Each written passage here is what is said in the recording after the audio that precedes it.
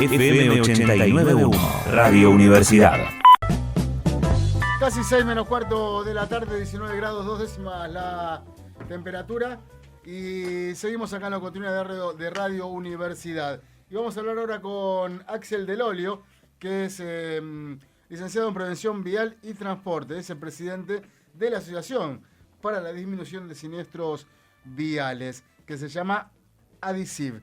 ¿Qué tal, Axel? ¿Cómo te va? Guille y Eduardo te saludan acá de la Radio Universidad de La Matanza. Gracias por atendernos. Guille, Eduardo, ¿cómo andan? Un gusto, chicos, hablar de vuelta con ustedes. Bueno, un placer, el placer es nuestro. Hoy es el día, ¿no?, de la seguridad vial. Día de la Seguridad Vial en conmemoración a hace 75 años. Hace 75 años nosotros estábamos acostumbrados a manejar con autos ingleses y un buen día nos peleamos con los ingleses y nos hicimos muy amigos de los norteamericanos. Entonces empezamos a comprar autos a la inminente industria de Estados Unidos y bueno, y el volante lo traían del otro lado, así que hubo que cambiar el sentido de circulación. Entonces el 9 de junio en realidad empezaron a hacer una fuerte campaña por todos los medios. Por ahí anda la tapa de uno de los 2 diarios más vendidos de Argentina de aquel día, que decía que había que circular con precaución, porque bueno, pues iban a encontrarse el volante del otro lado y en vez de tener prioridad de paso los que venían por la izquierda, pasaban a tener los que venían por la derecha. Así que a partir del 10 de junio esto entró en vigencia y lo que se cuenta, un poco mitológicamente y otro poco porque los registros así lo dicen, es que no hubo siniestros con víctimas fatales y por eso en Argentina se conmemora el 10 de junio como Día de la Seguridad Vial. Una realidad totalmente distinta a aquella realidad donde había algunos pocos autos, es la que vivimos hoy, o con algunas similitudes, porque hoy tampoco tenemos la misma cantidad de autos, hoy me refiero a estos últimos 2 o 3 meses, sí. Por el tema de la pandemia, pero bueno, que nos obliga de alguna manera a repensar la nueva forma de movilidad, ¿no? Yo creo que va a haber un cambio de forma de movilidad, no tan drástica como en aquel 1945, pero sí va a haber un cambio de movilidad en lo que tiene que ver con la utilización del vehículo, con la utilización de nuevos elementos, sobre todo en zonas céntricas. Digo, en La Matanza es muy grande, no vas a encontrarte por calles de tierra andando en bicicleta, mayormente, o monopatines, pero digo, va a empezar a proliferar mucho el tema de las 2 ruedas, mucho el tema de la moto. La moto va a ser, si antes era un problema entre comillas o un elemento de riesgo donde las estadísticas te hablan que 2 de cada 3 muertos iban en 2 ruedas y en algunas provincias 3 de cada 4. Nada, si con de que los vehículos va a ser muy caro el tema del mantenimiento, obviamente todos los devenires económicos que va a traer el coronavirus en materia de la gente que se quedó sin trabajo, que va a tener que empezar a elegir si pagar el seguro o vender el auto o comprarse algo más chico. Muchas familias van a mutar a la moto y me parece que va a ser un nuevo escenario el que nos vamos a encontrar, llámese 8 de agosto, 9 de septiembre, 10 de octubre, pero en cuanto esto del coronavirus se levante nos vamos a encontrar con una realidad similar, pero en gran parte diferente, sobre todo en lo que tiene que ver con la forma de movilidad, porque digo, los autos van a seguir teniendo 4 ruedas, las motos 2, y nosotros vamos a seguir siendo los mismos seres humanos anómicos argentinos que cuando tenemos que ir enfrente cruzamos por la mitad de la calle, no vamos hasta la esquina, porque tenemos que caminar 10 metros más. Esto lo pongo también en contexto como para decir, a veces uno cuando se imagina el que no respeta una norma de tránsito, siempre te imaginas a un pibe de 17 arriba de una moto con una botella de whisky en la mano y en realidad en las grandes ciudades casi la mitad de los muertos adentro de las ciudades, cuando vos ves la siniestralidad y los muertos dentro de las ciudades, te encontrás que el 40-44% son peatones, no van ni en una moto ni en un auto, la injerencia de la bicicleta es muy baja. Digo, va a ser una nueva realidad y creo que todos tenemos que estar como con los ojos un poco abiertos porque vamos a convivir con eso, ¿no? Axel, ¿hay más accidentes en verano que en invierno, fatales? No, mira, vos tenés, si vos lo ves por meses, es muy parejo. Sí tenés días de repente que vos agarrás los días de cambio de quincena o de cambio de mes en el verano y te vas a encontrar con que vas a tener en ruta, sobre todo, siniestralidad fatal. Y ahí es cuando yo te decía recién, vos ves los muertos y claro, a ver, todos los meses se muere más o menos la misma cantidad de gente y el promedio ronda siempre los 20 muertos por día y promedia 5.200 muertos por año. Ahora, cuando vos empezás a ver, che, ¿qué se mueren? ¿Más los sábados, los domingos o se mueren más los días de semana? ¿Se mueren más de día o más de noche? Te vas a encontrar con una heterogeneidad muy grande porque no es lo mismo el día y la noche en Gobernador Crespo, en Santa Fe, que en Las Heras, Mendoza o en Mar del Plata. Digo, por una cuestión lógica de oferta de lugares bailables y demás. Ahora te vas a encontrar con una siniestralidad muy grande de la ruta que va de Chacabuco Higgins un día de semana a las 7 de la tarde, porque era un viajante que se quedó dormido y se la puso de frente contra una familia que venía desde Junín para Buenos Aires y se le cruzó un tipo dormido. Llámese el viajante que se quedó dormido porque estaba laburando 1000 horas por día y se terminó quedando dormido en el volante, se cambió de carril y fue inminente el choque y terminaron produciendo un siniestro donde tenés 5 muertos en un solo choque. Entonces ahí es cuando vos tenés un choque en ruta, por lo general las noticias no son buenas. No. De hecho, lo único que se ha publicado de estadística en esta época de coronavirus, entre el 13 de abril y el 3 de mayo, la agencia hizo un relevamiento de la cantidad de muertos que hubo en esos 20 días. Obviamente estamos hablando de una época, o sea, del primer mes de confinamiento, de cuarentena, y la gente no salía a la calle, pero en esos 20 días se murieron nada más entre comillas, 60 personas en el tránsito, 61 para ser precisos. Digo, nada más porque en situaciones normales se tendrían que haber muerto, en promedio 400. Claro. Digo, a 20 por día, 20 días son 400, la cuenta no es difícil, se murieron 60, o quiere decir que hay un promedio de 3 por día. Quiere decir que gracias al coronavirus nos ahorramos 17 muertos en el tránsito. Yo sé que suena incómodo, políticamente no es correcto decirlo, pero la matemática es bastante caprichosa y media perfecta, así que 400 menos 60 me da 340 y si lo divido por 20 días me da 17. Y ahí cuando vos ves los datos decís, che, ¿y cómo estaban repartidos? Bueno, datos, 51 personas eran varones, 10 mujeres. Listo, evalúalo como quieras. En una sociedad machista evaluemos como querramos ese dato, pero es un dato. Bien, a ver, en motos, bueno, 31 de los 61 iban en motos, más de un 50%, ok, dale, otro dato para evaluar. Un dato que a mí me llamó mucho la atención es 2 muertos en autopista. Digo, 2 muertos en autopista. En autopista, la característica de la autopista es que si se queda dormido uno no se puede cruzar de carril, porque tenés un guarrail que te divide o algo, un vado, algo, árboles, algo en el medio, que hace que no te puedas cruzar de carril y matar al que viene de frente. ¿Cómo se matan 2 personas en una autopista en ciudades que están vacías? Entonces ahí es cuando vos decís, sí, bueno, efectivamente, somos argentinos, somos anómicos y no nos gusta respetar una regla y si no hay nadie y le mandamos, ¿cuánto dice el cartel? 130, pero no hay nadie, metele 150 que no pasa absolutamente nada y no pasa nada y estamos todos acostumbrados a hacer eso. Y ahí es cuando termina pasando. Y un poco lo que nos pasa en el tránsito habitual es eso, ¿no? O sea, estamos acostumbrados a que nunca pase nada y de la noche a la mañana te llaman por teléfono y te dicen, che, ¿viste la tía Elvira? No sabe lo que le pasó. Venía en la moto con los 2 pibes y se murieron los 2 pibes. ¿Vos sabés que yo siempre, esto es una impresión, la quiero charlar contigo, corregime si no es así, porque se habla mucho esto, y sobre todo no en Argentina, sino en países subdesarrollados y demás, que se hace cualquier cosa.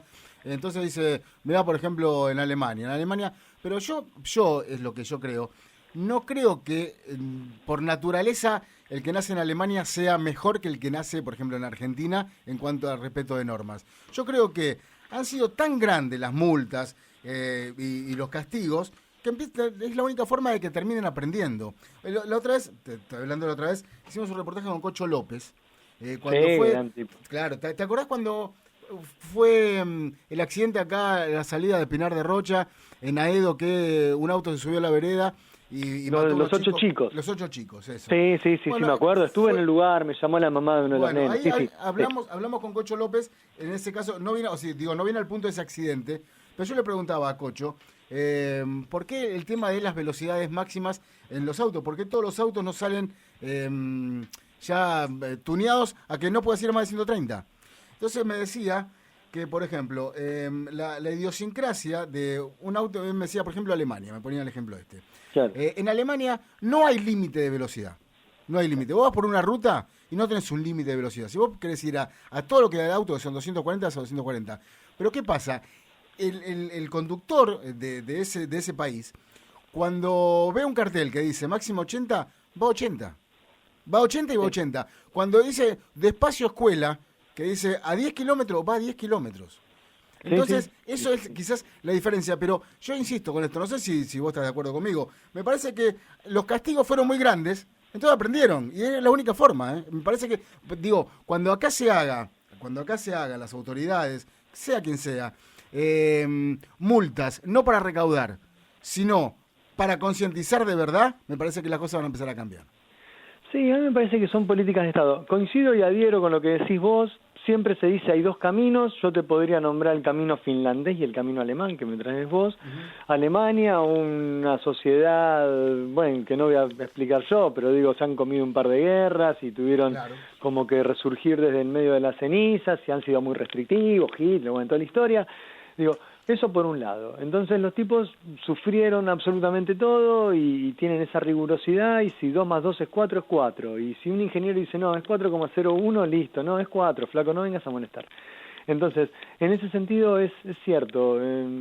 Cualquiera que haya ido a un país europeo, yo tuve la suerte de ir, por ejemplo, a Finlandia. En Finlandia yo tuve la suerte en 2016, fuimos a participar por laburo de un proyecto, el cual salimos terceros, y la verdad que fue muy muy enriquecedor para todos nosotros. Y ahí tenés el otro modelo, el modelo de la educación. Yo me he parado en la puerta de un colegio y vi salir, no me lo contaron, lo vi yo con mis propios ojos, y vi salir 8 nenes con 2 docentes que salieron desde mitad de cuadra. Los 8 nenes tenían puesto su chalequito amarillo, un docente adelante, un docente atrás, llegaron hasta la esquina, doblaron, no cruzaron la calle, se deben haber metido en donde se hace educación física o algo, pero hicieron 40 metros, te repito, no cruzaron la calle, llegaron hasta la esquina y doblaron y se metieron de vuelta dentro del colegio. Y ahí es cuando vos decís, claro, no, estos tipos hace 50 años que están educando en valores a su sociedad. Ese nene, cuando respete una norma, no la va a respetar por miedo a que le peguen con una regla en la mano. Ese nene la va a respetar porque si dice 40, por algo dice 40. Y ojo, a veces te vienen y te dicen, bueno, pero no estamos en Europa. Bueno, ok, dale, te juego, no me corras por izquierda, no somos Europa. Anda a Chile. El escudo de Chile dice por la razón o por la fuerza. Yo no sé cuál usaron allá. Pero si vos una señal de pare, un auto-stop, te lo salteás, un carabinero de atrás de un pasto te sale y apuntándote con una doble caño y se acabó, loco. Y andate de mi país y te hago una multa y no te olvides de pagar la multa antes de pasar la aduana. Digo, tal cual. Digo, es algo tan simple, pero bueno, ¿qué camino se elige? ¿O el de la educación o el de la sanción? Uno mixto, fantástico. Me parece que lo que nos faltó durante mucho tiempo, y cada vez que empiezo una gestión nueva yo a veces me lleno mucho de esperanzas, son políticas de Estado, pensar políticas de Estado a mucho tiempo. Por eso te digo, a veces entra una gestión nueva, como entró ahora esta gestión de la mano de Meoni en lo que refiere a transporte, y a Cariñano en la Agencia Nacional, y digo, vamos a darle un voto de confianza y vamos a poner el hombro. ¿Y qué hace falta? Hace falta comunicar, dale, vamos para adelante, porque uno cree en estas cosas. Pero repito, acá lo que falta en Argentina es generar una política de Estado que no pasa ni siquiera por un ministro de Transporte, es mucho más amplio. Pasa por saber, ¿qué vamos a hacer con las rutas? Porque, olvídate, sacando al ministro de Transporte de adentro y vamos con la ruta, ¿qué vamos a hacer con la ruta? Argentina tiene 240.000 kilómetros de rutas, 41.000 y pico de rutas nacionales y cerca de 200.000 de rutas provinciales. Y yo cada vez que, no sé, el último viaje que hice, lo hice a Resistencia, me fui hasta Resistencia en el auto.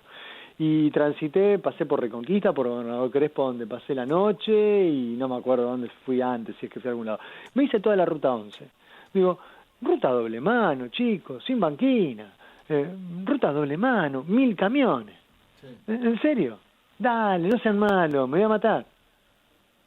El viaje anterior lo había hecho si no recuerdo mal, a América, en Ruta 5, el cruce de Ruta 5 y 33 yendo para Trenquelauquen. Sí, la Ruta 5, me acuerdo que la gestión anterior agarró y dijo, vamos a hacer la Ruta 5 antes del 2016. Hay un cartel en Chacabuco que dice que la ruta iba a estar terminada antes del 10 de junio del año 2016. Ese cartel lo pusieron en 2015. Me habían llamado a mí para hacer algún trabajo de campo en Chacabuco y por eso recuerdo el cartel. Y cuando me fui en 2020, 5 años después, a Rivadavia, que pasé por esa ruta, vos sabés que no estaba terminada la ruta y ya había pasado el 2016, porque te estoy hablando que fue hace 2 o 3 meses. Digo, en serio, acá lo que hace falta no es, y esto no es echarle las tintas a la mala gestión del gobierno anterior o la plata que aparentemente se chorearon no, chicos, acá falta que se siente oposición, que se siente oficialismo y que digan, en materia de seguridad vial, en algunos aspectos, ¿qué es lo que queremos? Pensarlo a largo plazo, no emparchar, porque siempre terminamos pecando de algo que yo critico, pero no partidariamente. Critico políticamente de nuestros países subdesarrollados o del tercer mundo, decir, bueno, a ver, viene el primer gobierno y hacemos licencias de conducir para todos iguales, ok, listo. Y viene el gobierno de después y te dice, no, vamos a sacar licencia por puntos. Ah, bueno, para que cambio todo el coso y tratamos de empezar de vuelta. Y después vienen los otros y te dicen, no, vamos a seguir con no se puede poner licencia por punto porque somos un país federal. No, sí, yo ya lo sabía, pero los anteriores, los anteriores estaban todos equivocados. Y va a venir uno mañana, dentro de 4 años, sean del mismo color o de otro, y te van a decir, bueno, nosotros vamos a hacer un mix entre puntos y, ¿sabés qué? Me perdí 16 años de mi vida, mi hija ya sacó la licencia ahora la sacó nada más que hace 1, después va a ser 5 que la sacó. Digo, ¿por qué se rige? ¿Por los puntos? ¿Se rige por...? Digo, no nos podemos poner de acuerdo en eso, ¿entendés? Vos recién me mencionabas Alemania, las velocidades máximas y el no límite. Ok, ¿cuánto tiempo tardás en sacar una licencia de conducir en Alemania? Y si te sacan la licencia de conducir, no manejás más, pero te vas a tener que manejar en la luna para poder volver a subir de un auto. Y acá en Argentina, nada, vas a una ciudad de la provincia de Corrientes, Entre Ríos, de Córdoba, y te llevas la licencia y ni siquiera se la tenés que comprar el que vende los buñuelos afuera, se la comprás al intendente municipal legalmente, porque hiciste el cambio de domicilio 20 minutos antes. Digo, hay que hablar, cuando hablamos de seguridad vial, hay algunas cosas que las tenemos que tratar de una manera más técnica, más profesional, pensándola, y te repito, no es hablar mal de una gestión, es decir, hay que armar mesas de diálogo, hay que empezar a pensar qué vamos a hacer con la seguridad vial de acá a un tiempo. Me pasa lo mismo con el tema de la educación vial. Yo durante muchísimos años y me he peleado con muchos funcionarios más de una vez y en parte muchas veces son cuestiones que vos haces declaraciones y después te terminan costando caro. Es decir, la educación vial ustedes saben que es curricular desde el año 1986. Es por ley curricular. Yo egresé en el 94, egresé en el 89 del primario y en el 94 del secundario. Digo, desde el año 1986 la educación vial debería haber sido curricular. Yo en todo mi primario no recuerdo haber tenido educación vial y en el secundario les puedo asegurar que no tuve educación vial. De hecho, mi hija más grande en el secundario tuvo 2 charlas de educación vial, una la di yo y otra la dio alguna ONG. Digo, ¿en serio? La educación vial es curricular. Dale, no sean malos, vamos a pensar cómo hacemos la educación vial curricular. Hoy yo de alguna manera también celebro, hoy sé que están trabajando, Trota está trabajando, por primera vez un ministro de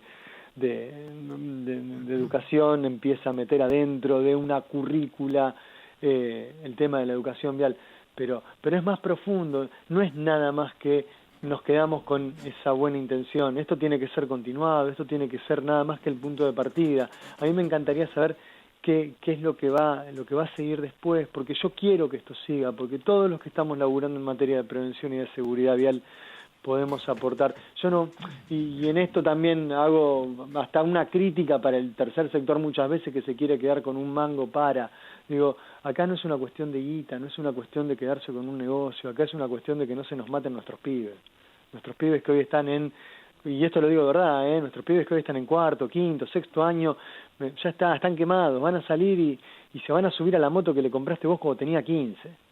Tenemos que empezar a pensar qué hacemos con los que hoy tienen 8, 9, 10. Claro.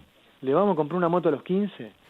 Esos docentes que yo quiero que le den educación vial a los pibes, ¿están preparados? Bueno, ¿sabés qué? Vamos a tener que empezar a trabajar con los profesorados.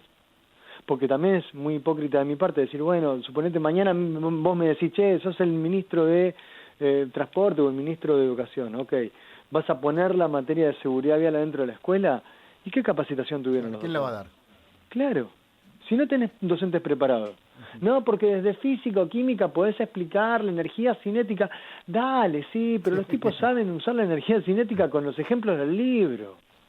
No seamos sonsos. En Argentina, por eso te decía, hay que pensarlo, no solamente desde decir, no, bueno, ahora sí, empezamos con 2 cursos. Fantástico, lo celebro, realmente me saco el sombrero, agradezco que lo hagan. Soy el primero en decir, lo estoy diciendo ahora, che, mirá qué buena iniciativa. No nos quedemos con eso. Yo quiero que la educación vial entre en serio, pero no solamente en la escuela, necesitamos que los docentes se formen, necesitamos que cuando un funcionario público tome el organismo de tránsito en un municipio, no sea nada más que un actor político. Necesitamos que esté preparado. Yo terminé la facultad, yo soy licenciado en Prevención Vial y Transporte, terminamos de las primeras camadas que egresaron. Todos mis compañeros mis ex compañeros siguen laburando de lo que laburaban. Digo, yo encontré mi camino y de una u otra manera, bueno, generaste herramientas para provincias, para municipios, buenísimo, listo.